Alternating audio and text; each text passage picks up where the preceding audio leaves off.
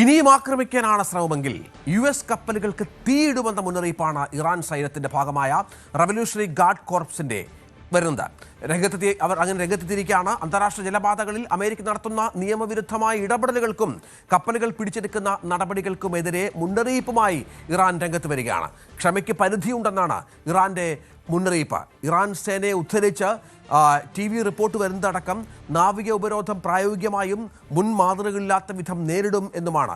ചർച്ചകൾ കിട നൽകാനാണ് ഇതുവരെ തങ്ങൾ നിയന്ത്രണം പാലിച്ചത് എന്ന് ഇറാൻ പറയുമ്പോൾ ഇനിയിപ്പോൾ തങ്ങളുടെ കരമാർഗമുള്ള ആക്രമണം അമേരിക്ക സഹിക്കേണ്ടി വരും, അതിൻ്റെ പ്രത്യാഘാതങ്ങൾ അനുഭവിക്കേണ്ടി വരും എന്നാണ് റവല്യൂഷണറി ഗാർഡ് കോർപ്സ് അവകാശപ്പെടുന്നത്.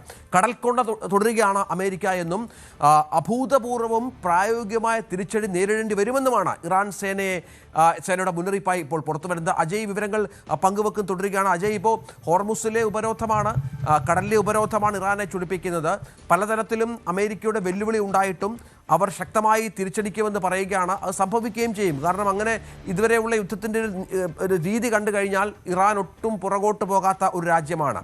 ദരിദ്ര രാജ്യമായിട്ടും അമേരിക്കയ്ക്ക് എത്രയും സാമ്പത്തികമില്ലാതിരുന്നിട്ടും അവർ പിടിച്ചു നിൽക്കുന്നുണ്ട്. അതിനിയും തുടരുമെന്നാണ് ആശങ്കയുണ്ടാവുന്നത്.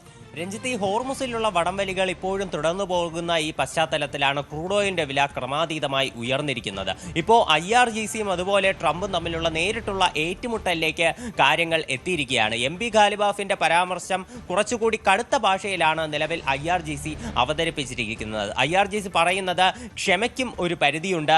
അമേരിക്കയുടെ ഹോർമുസ് കടലിടുക്കിലുള്ള ഉപരോധം അത് തുടർന്നു പോവുകയാണെങ്കിൽ മുമ്പെങ്ങും നടത്താത്ത വിധമുള്ള ശക്തമായിട്ടുള്ള ആക്രമണം ഇറാൻ അമേരിക്കയ്ക്ക് നേരെ നടത്തും എന്നുള്ളതാണ് IRGCയുടെ നിലവിലെ ഭീഷണി എന്ന് പറയുന്നത്. അത് US കപ്പലുകൾക്ക് നേരെയും അതുപോലെ തന്നെ US ക്യാമ്പുകൾക്ക് നേരെയും ആയിരിക്കും തങ്ങളുടെ ഈ ആക്രമണമെന്നും അവർ പുറത്തിറക്കിയ പ്രസ്താവനയിൽ പറയുന്നുണ്ട്.